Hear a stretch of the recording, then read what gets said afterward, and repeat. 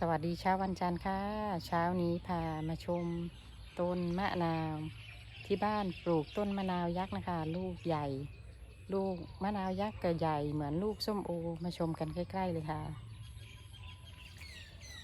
นี่เป็นต้นมะนาวยักษ์ที่พาทุกท่านมาชมค่ะลักษณะใ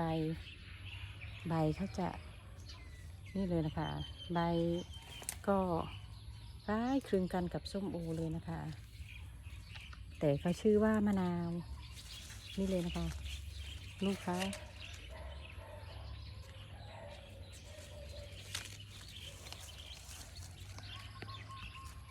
ลูกมะนาวยักษ์อันนี้ยังโตไม่เต็มที่เลยนะคะแต่มีลักษณะลูกที่ใหญ่ต้นนี้จะติดลูกอยู่สองลูกมีอยู่2 ลูกนะคะสำหรับมะนาวยักษ์นะคะ